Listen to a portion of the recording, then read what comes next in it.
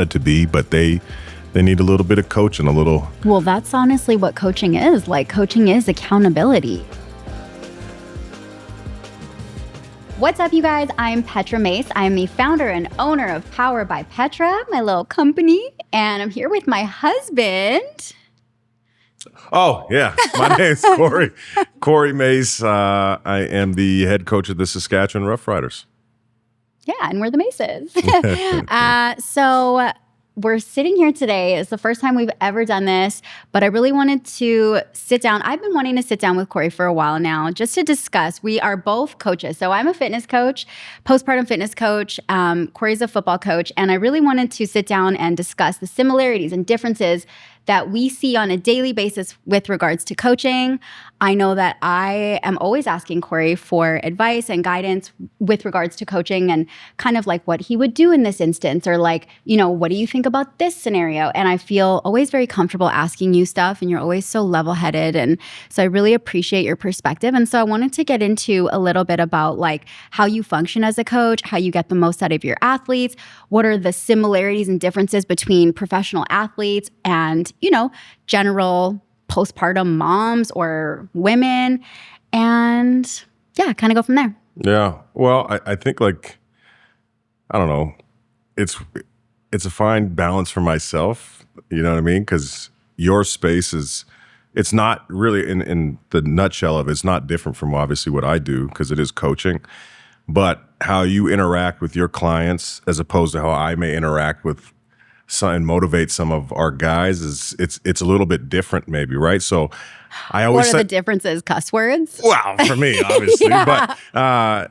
no, but even like sometimes it's a fine line for me, you know, because I want to give you input, but sometimes I don't know what might work for you, which I think you got such like a really good handle on and understanding your clients. Like I think we both see it eye to eye in the same way. You know, being personable with your clients and kind of understanding what motivates them, and it might be something different in how you approach it. Like you're speaking a different dialect to get to the same end result. And I think we both, and you certainly have a really, really good understanding of that and how you spend time with your clients. But when we're at the house and you're asking me, it's like I want to be careful of trying to coach the coach. You know what I mean? Because I don't know all the ins and outs of how you respond with every single one of your clients, but just watching how you operate. Yeah, man, it's really cool to see. I love hearing the feedback from all the good stories, and even seeing you overcome challenges with some clients that you might have, and seeing them see it through on the other side. Like, I don't know, it's really cool. Sometimes I think we're coaching even when we're not supposed to be coaching, just having conversations or parenting, you know. Yeah. So parenting and coaching are the same thing. No. Yeah, I totally agree. I think I'm definitely a lot more empathetic when it comes to coaching. And I mean, I understand, like when you're a professional athlete, you got to be at the top of your game. Like you're literally a pro at that point. So I understand, like you're getting paid, you know, to do what you need to do. So maybe let's start there. Like what are the main similarities that we kind of like deal with? I think you nailed it. Empathy. Yeah. I think you and I are both really good at. You know, in our space in football, you know, when I was coming up as a player, it was more old school. Like, you know, coach would just be like, however he says it, is usually pretty stern. It just has to be done. Now what we're finding is with a lot of these players, and truthfully works well for me, is a lot of guys just, they want to know the whys of why they're being asked to do something, or show them how to do it. And again, everybody's not the same. You know, in a football locker room, especially in the CFL, we got guys who are from Australia. We've got guys who are from Italy. We've got guys from every province. We've got guys from the northwest of the United States to the Alabamas in the south or whatever. So you have to know what makes everybody tick. You have to know where they're coming from and their perspective, because everybody learns differently. And to me, being empathetic of everybody's view and having an understanding of how they see it, even if you don't see it yourself, being able to put yourself in somebody else's shoes to help them navigate. And I think we both do that well. I think you I think you spend a lot of time, because I know I'm sitting in a car and you're talking. I think you're talking to me, but you're sending a voice note to a client. Yeah. You know what I mean? And it's yeah, I'm happy for your clients that they One get to thing do I with that. just thought of was that we both have personal experience in the field that we're working. So like for me, I love working with moms because I am a mom and I have that personal experience of like, okay, this is what I deal with. I know when I have kids or they're sick or whatever, like there's times to be on track and there's times where you just can't be on track. And so I relate to my clientele because I've seen that movie. Like I'm in it with them, you know what I mean? So, and same with you. Like you were a professional athlete. You were, a D-line coach, a coordinator. Like you've been where they are right now. Do you think that helps you as a coach in the industry? I'd say depends on who. I don't want to say having the experience. I think for me as a coach certainly helps, and I play on that in my coaching style. However, man, there's been so many amazing coaches who never did play, and I think that honestly, empathetically looking at their point of view, there's a lot of stuff that goes in. I think that plays well into their advantages as well. So, for me, it's perfect for me. That's how I think it helps me relate to the guys, but necessarily not the end all be all. I think, yeah, there's tons of examples of really good coaches who never played, who've become really, really, really good coaches too. Do coaches need to be coached? You know what I mean? Like I know I hired a coach in the fall of last year because I'm planning to compete again, and I need a different perspective. I need outside eyes looking in to tell me like what the best plan of attack is. Do you need someone to look up to? Do you need someone to coach you? Or I guess you're at the top now. So like, how is that different from your whole career? No, you're right. So kind of the similar message that I'll tell the players is, and you know me, and really you are actually worse than I am at this, is I try to chase perfection, knowing damn well that I'm never going to cross the finish line, right? So for myself, and every year babe, I got to take a trip. I'm going to go visit so-and-so from whatever college, NFL, NHL teams, just to pick their brains and try to see if they're doing something that I'm not doing. You know what I mean? Corey is always trying to get better. Like you're always trying to like take the tips from successful leaders and kind of like integrate it into your own practice. Mm-hmm. Well, and I think in roles of coaching, like ultimately, regardless of how many people you have, whether it's, you've got one person that you're coaching or a team, it comes down to leadership in my mind. And you can pull from, I like talking to people in any industry. If they are amongst the best at what they do, I'm going to learn something, and I'm going to have that conversation.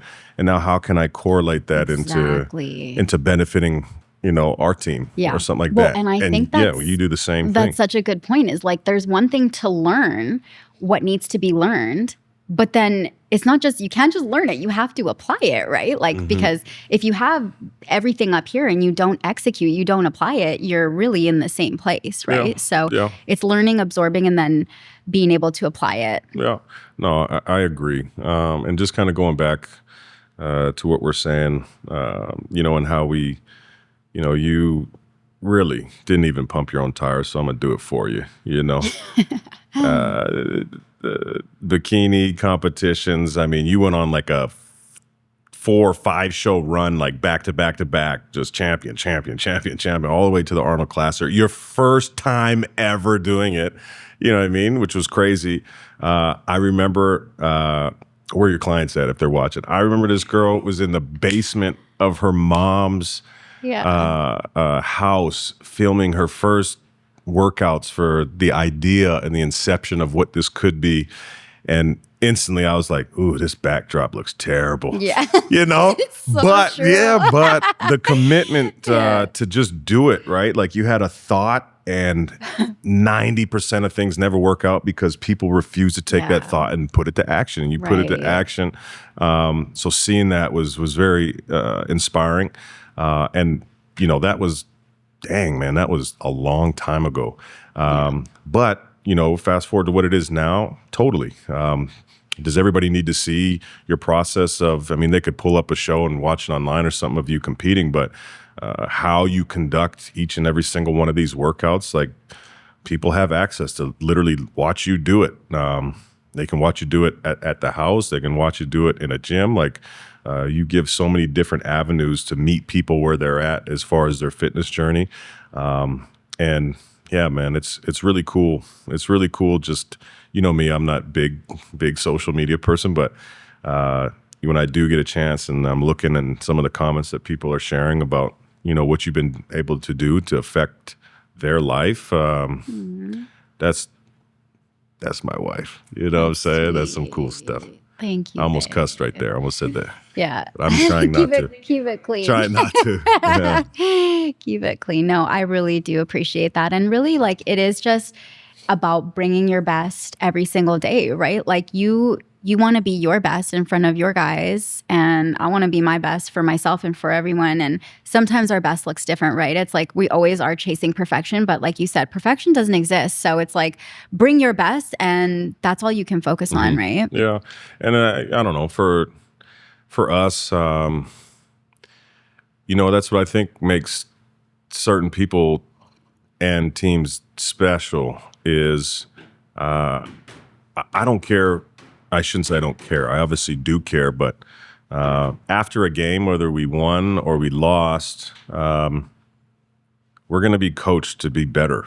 You know what I mean? We could win by 50 points, but we're constantly finding ways to get better. So we're intrinsically focusing on ourselves because, again, yeah, we know perfect doesn't exist, but the closer we can get to it, everything kind of takes care of itself, right? And to us, that's just being process oriented as opposed to looking at the result and saying, hey, we won, perfect, awesome. Next, no, it's not next. It's how can we be better? Yes, we won. How can we be better? We got another opportunity to take a step forward to be a better version of ourselves. And football, I mean, every play, you either win or lose. So, boy, is there tons of stuff to work on for everybody, right? Myself included. I'm the most critical of myself. Yeah, you can't get comfortable, right? Because as soon as you get comfortable, you're just stagnant. You're not moving. So you have to be getting better. Otherwise, you're either stagnant or declining. Complacency is a killer, for sure. Yeah. On that note, like a lot of my ladies and clients, like sometimes on that note of perfection is like, it comes with this territory of like, if I can't do it 100%, I'm not going to do it at all. Or like, one day I'm off. And so now I have to throw in the towel. So I call this like the all or nothing mentality of like, get out of that because it's never going to be like, you don't want it to be all or nothing. You don't want to be 100% or 0%. You want to bring your best. So if your best is 80%, good. If it's 99, great. If it's 10% that day, it is what it is, right? But like you can't just quit at the first sign of weakness or whatever, right? Yeah. Like, how do you feel about that? There's so many things that are jumping at me with that. I'll tell you what jumps at me. Yeah. Well, so just for years, I don't even know what year it was, but on a piece of paper, right? Quitters never win, winners never quit. And it's literally by our sink for years. Took it to Winnipeg the week we were for the Grey Cup and had it in my bathroom in the hotel just to remind us, right? Yeah. And then the all or nothing, obviously. Yeah. You know what I mean? Yeah. The funniest thing is that after we brought up this point, I went home. I looked at Corey right across his chest. It's tatted all or nothing. Yeah. I know. That was a long night in 2006 or 7 in Miami. But you know what? What hilarious. A story. Yeah. Anyway, so yeah, that tattoo Do we have might time exist for on this me. story or no? No, we don't want to tell that one. But yeah, and again, I am public enemy number one, when it comes to fitness. Like my wife is all this, and I walk to my desk and I'm like, nah, I think I'll work instead. And then I complain like, babe, I got to get some better shape here. I've got no excuse. I got a beautiful facility 30 steps away from my office. My wife is a fitness coach. but you're even good in just coaching me and just saying, hey, look, man, something like Yeah. get in there, do something, even if it's stretching or whatever, you know, if we're on YouTube doing some stretching or yoga at night or, Yeah. you know, I'm just constantly putting anything in the bucket to, you know, hopefully I get that motivation. And then, you know, I go through spells where I'm on it, you know what I mean? But never can throw in the towel, ever. If you quit, it's over for you. You know what I mean? That's, again, another, you're never going to become the best version of whatever it is you want to be if you quit, literally, because you just gave up. You keep going, specifically in competition mode, like your percentages of being your version of a winner, the numbers are through the roof if you just don't give up, even if you're not the best at that moment. Fast forward 2 months, 5 years, whatever, you'll be in the top of the conversation because you kept going. How important is mindset when like working towards your goals with my clients or working towards a game plan with yours? Like what? Whose mindset? The person you're coaching, like or you? Maybe or us? both. Like is mindset, I know for me, like I love to coach the mind, you know what I mean? Because I feel like the body follows where the mind goes. But like, what is your perspective on, I know you're very mindful too. And I know that you incorporate that too. Yeah. To each your own. Less like woo-woo than I do. Maybe. I think yeah, you're very into it. Yeah, I'm in it for sure. I think I know, you certainly know I'm into it. I think I introduce it in a roundabout way with some people or with the team in general. And then I know some of the guys, just obviously getting to know them, who are very mindful and thought oriented, and how that motivates them or pushes them forward. And then I can dive deeper in with those individuals. And then that's kind of contagious. But I think it's extremely crucial because that is the initial. That's the ignition to everything. If you can think it, in my mind, it can be done if you understand the steps that are coming after that. But being in the right mind frame to set goals, to knock them down, it has to start with even the craziest idea ain't crazy if you're willing to put it in action. So that's just, I think, how we operate. Yeah. Yeah, it's interesting you say that because I feel like I coach a lot on a one-on-one basis and you coach a lot in like a team atmosphere. So it's different right off the bat there. But like sometimes, I don't know, it is like very like cutting edge stuff. And yeah, I don't know if it's cutting edge. People might not be open-minded to looking at it like if you that. don't know about it, you kind of resistant to it at first. Yeah. A little bit. It's just, but some people don't know what they don't know. So, you know, I thought, I think an example of that would be the night before the Grey Cup, right? The meeting that we had. Yeah.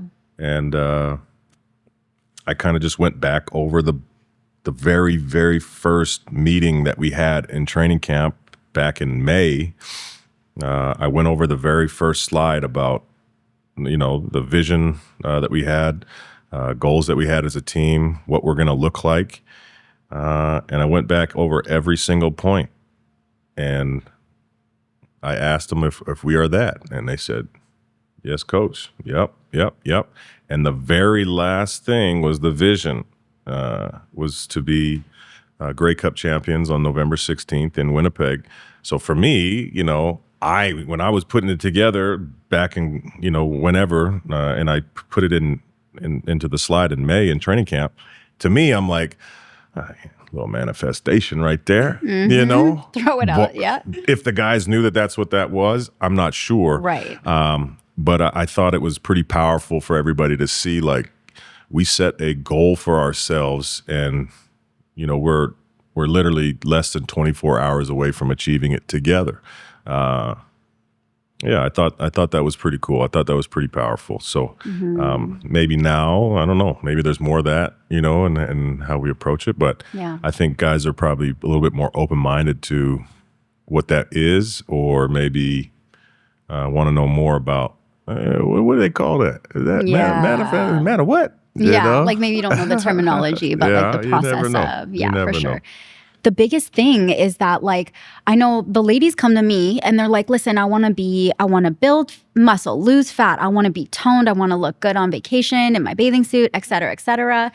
And I'm like, listen, let's go. But this takes time, right? Like, it's not something you snap your fingers and overnight you can be in your dream body. It takes time, but I find so many people focus on the destination. They focus on where they want to be. They forget that, like, you got to do the work to get there. And I'm talking every single day for months, every single day, consistently for months on end to get there. But you can get there, but you can't be so focused on the destination. You forget that you're in the midst of taking the steps on the journey, right? Like, and this is why I love being coached right now and I love working towards my own goal, is because it's showing me that, like, every single day, I'll end up on that stage where I want to be, but, like, I still got to do the daily work. I still have to eat my, 200 grams of protein a day Meal and this preps, and that and meal preps, and every meal prep. I'm like, are you kidding me right now? Like, this is so annoying.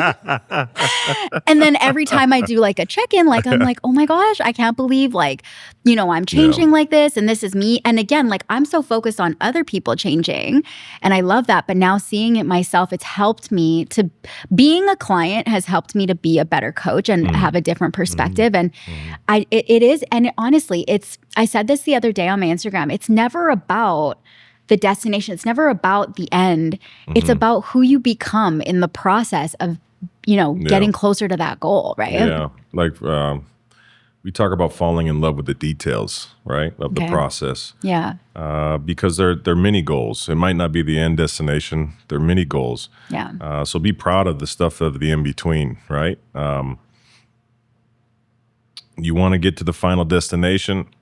A lot of people want to, but aren't willing to pay the tolls to get there. The 1%. Yeah, but when you hit when you get to that toll and you tap that card, so to speak, and you get to the other one, you could look in the rear view a little bit and be like, hey, not a lot of people are following me past this one. So, yeah, take pride in the details. And I think, who was it? Joel Embiid, he was big on a couple years as basketball players say, hey, trust the process. So that gets thrown around, but he's right. I mean, understand the in-between before you get to where you want to get to. Yeah.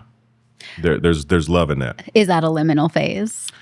It can be a liminal phase betwixt and in between, neither here nor there. But sometimes when you're in it, you don't know what the hell is going on. Right. Well, and that was you look back and be like, that was crucial. Yeah. And that's one of my questions is, like, do you ever, like, see yourself and you're like, what the fuck am I doing right now? Like, am I doing the right thing? Am I in the right place? Am I chasing the right thing? Like, you ask yourself, like, what am I doing? Yeah.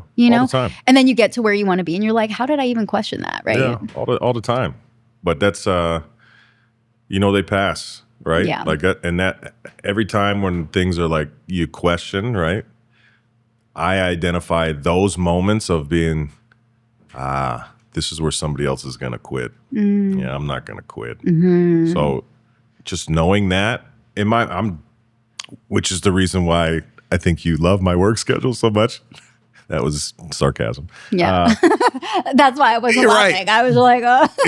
Because I in my mind, it's just... you put in the work or the time that someone might skip over, right? Yeah, or I just know that it's not, they're not willing to do it. So here's an example, right? Last year, we went 12-6. Then we ultimately won the 2 playoff games. But again... right? Whether it was a win or a loss, players were held accountable for being better in those moments so that we can win the last game of the year. So accountability is huge in a team sports setting. I don't even want to say specific to football.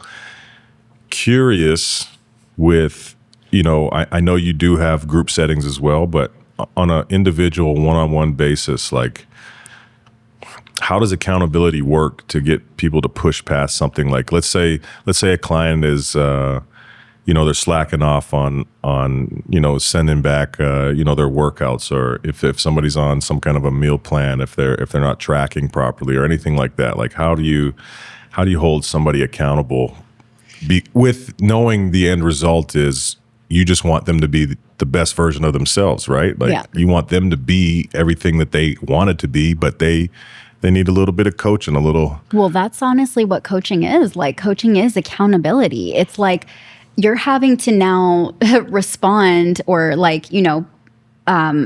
show up for someone else who's not you. So you have no excuse. Like, you're sending a check-in. You are, telling me what you did or didn't do. I can see what kind of macros you're eating or if you're slacking in that department. And your progress is a direct reflection of that consistency. So sometimes that's like us, we say the progress for you, and for us it's like the film, the tape. The tape don't lie, man. Yeah, exactly. I'm literally watching, you know what I mean? And for you, like, the progress, the that's macro, cool. Yeah, exactly. Yeah. If I could see someone's like not hitting their targets, or showed up to like 33% of their workouts or whatever, 50%, I'm like, literally, you're doing half of, you're leaving half on the table. Yeah. So to have that tough love and be able, but I don't do it in a tough love kind of sense of like, you need to get your shit together. For me, it's more like, listen, I know what you want and I see you working, but you got to dig a little deeper. Yeah. And some people don't like that, but I'm not going to sit there and lie to them, No, and I think you always get out that. what you put into it, honestly. The ladies who are the most successful are always the ones who literally just bring their best day after day after day. And I don't know, it inspires me, Yeah.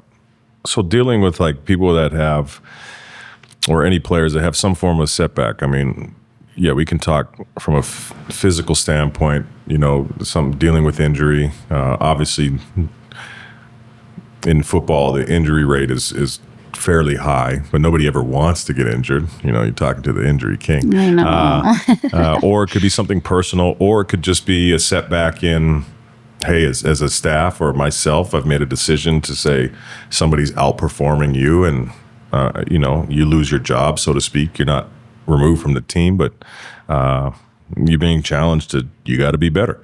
Being challenged, yeah. So, it's interesting of how you handle each of those situations. For myself, I find anyway, I think having the knowledge of what it's like to come back from an injury and how much prep that goes into, the physical standpoint of rehab, the mental component of like, man, what is my job?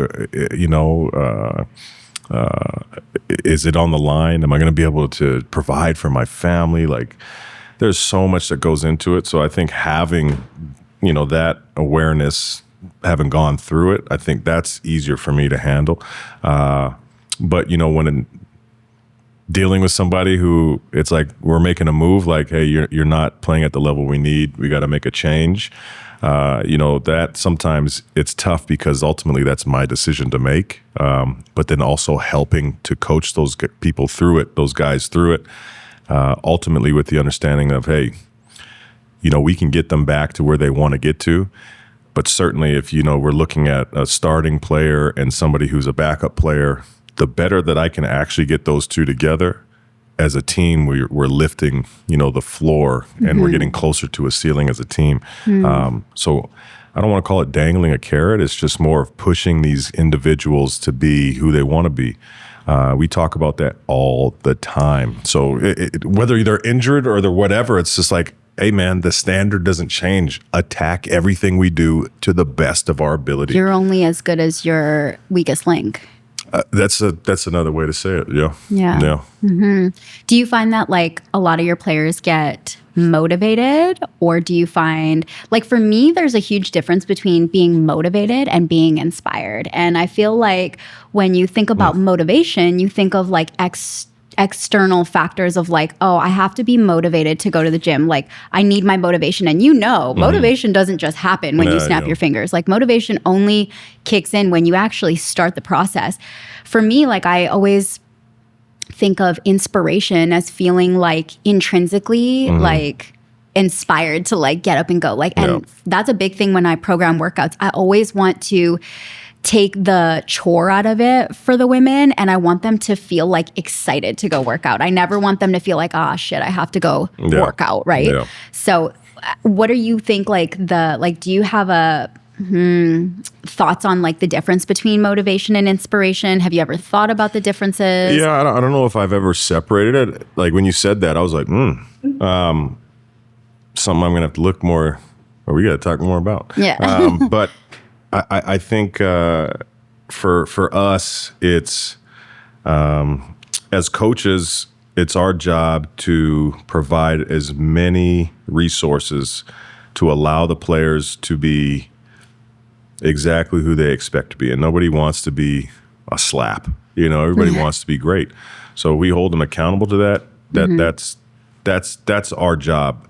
However, when it comes to motivation and inspiration, if I or another coach or their teammates want something for that individual player more than they're showing they want it for themselves, then boy, they're lacking inspiration, they're lacking motivation, they're lacking everything. So that's usually comes to a hard conversation. And unfortunately, I think where our careers are different is it is our responsibility to find somebody who's willing to do that. And unfortunately, that's at the demise of somebody being released, right? And that sucks. That, me with that. I hate those conversations, but it's just the reality of what we live. But I feel like we have an atmosphere of trying to push everybody to maintain to meet the expectations of themselves.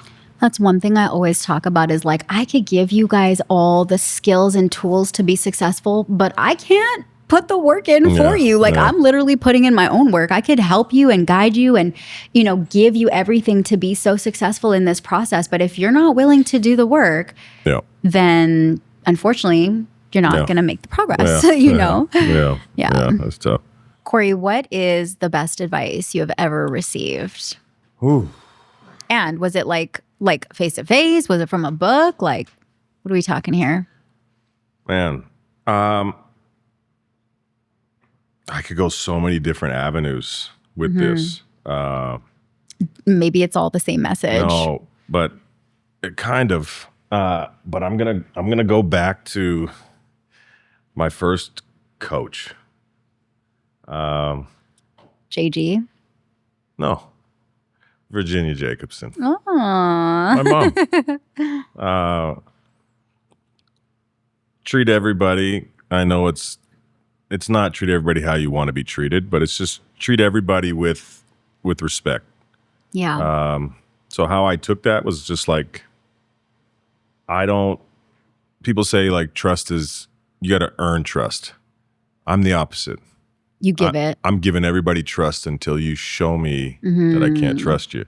So with that, I'm just, and you know me, it don't matter who I'm talking to. Like I'm giving everybody the utmost respect. Yeah. And for myself, I think that's parlayed perfectly into my life, whether it was coaching, playing, community stuff. It allows you to be a people person.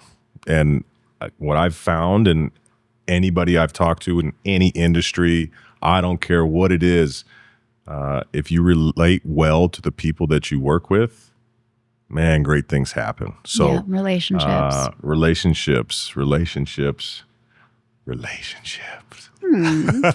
I think one of the most powerful things I learned from you, and it was early on, was... You're giving me the credit? Yeah, I am. I am, because I saw how you treated everyone the exact same, whether it was the CEO of like $1 million company or the janitor at the mall or whatever. Like you treat everyone the exact same, and not just like saying that, but like seeing it firsthand.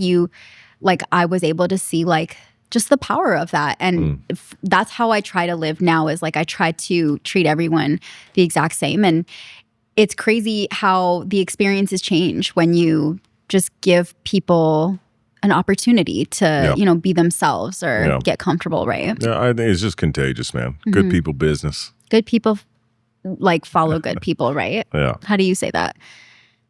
How do I say what? Good people, like that. Is there like good people business? Yeah. I mean, that's I don't know if I have a saying. It's just it's contagious. You know what I mean? Like if I'm coming into a conversation and I'm engaged and I'm smiling, Yeah. you know, shout out Pops. Pops always used to tell me, hey, you know, I know you're a football player, smile, you know? And I'm like, shit, he's right. Yeah.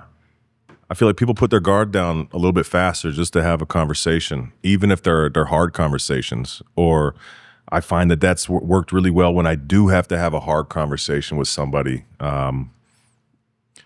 They know that it's organic. Yeah. You know what I mean? I'm not just a prick, even though sometimes I have to be a prick, but they know it's coming ultimately from a good place. And then there's some people who just, they're professional. They're Floyd Mayweather. They're professional defenders. Yeah. They ain't putting the guard down, and I respect that. And then there's people, it's like, wow, you're an interesting person. I think I'm good on you. Right. But it's easy to find those. And what I find is majority of the people are really awesome, man. Yeah. I think the best advice, or not even that, I think I try to live by a quote, like nothing worth having comes easy. That's something that like, We had that in the house. yeah. Yeah. Like, and I come back to it like literally every day. It just, there's no easy button. Like, and if there is an easy button, it's probably not for you, you know? Like, so you have to be willing to put in the hard work. However, everything you get from that is always worth it. Yeah. But you can't just expect things to fall into your lap, because anything worth having is not going to be the easiest road. But Yeah. I don't even know where to go with this. Maybe it's just an appreciation post. But loving how the dynamic of, you know, how much work, you know, and you're a champion, because with my schedule, obviously, you know, our two kids, they're kids. So while they're beautiful and we love them, boy, can they be some work. And, you know, during the football season, I'm cooked. You know, it's 5 till at least 5 and maybe, you know, more, 7 days a week. So to be able to do what you do and provide for your clients and still provide for our kids, it's so unreal to watch. Like if I'm sitting back and watching some of the kids, like I'm like, that's P. Like it's incredible to see how you're able to juggle all that, because that's something I feel like I need to be better at. You know, it's my job is organization and prioritizing certain things. You seem, even though when it can be crazy and mad, like you always seem to handle everything, and it's just, you're just in alignment. You know what I mean? And I catch you sometimes at the end of the day when it's just like, how was your day? And that's all I got. And you're just like, good, you know? Yeah. And then now when it's the off season and I'm looking, I'm like, yeah, I'd give you a different answer than good. This has been crazy, you know? So love, babe. yeah, Love. thank you, babe. It's like I was saying yesterday, it's like having 17 different tabs open and like, you know, just trying to do your best in each of those tabs, even though it's never done on any of those tabs. Yeah. Like there's always more to do on all of them, but and this is why I'm such a planner, and I like, you know, to have routine and structure, because Which gotta be hard being married to me, because I'm the opposite. I'm that's just the like, thing, though. go with the flow. Hey, what are you doing today? I don't know. California? Sweet. Let's go. And it drives me like crazy, but at the same time, it's the balance I It's need. great Yeah, balance. because I'm so rigid and strict. And you could tell, like, our kids are like, Oh, nah, wait. that one's more like me. That one's more like her. You know? It's crazy. To I see. know, it's so funny. And actually, like, let's end on this note. Like, in regards to our family and being coaches, let's say, how does that integrate with the family dynamic and, you know, with the kids and stuff like that? Like, are there, like we're saying, like, you know, are we coaching our kids, or like, how does that correlate? I think there's a lot of correlation, you know. But as again, not perfect, always trying to find a solution to be better. Sometimes I'm like, am I parenting or am I coaching?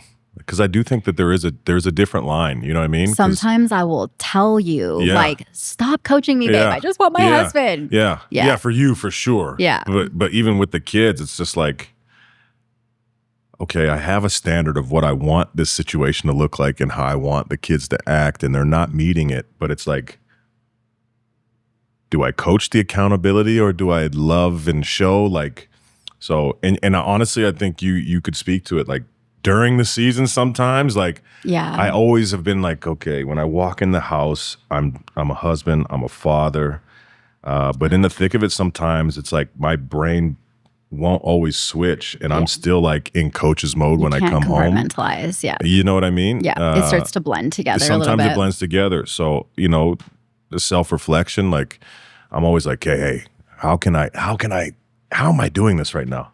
No, this is definitely coaching. This should not be coaching right now. You know what I mean? Yeah. But in the off season, it's easy. Man, do I love being you're a dad. totally different person. Oh, in it's the off great. Season. It's great. I know.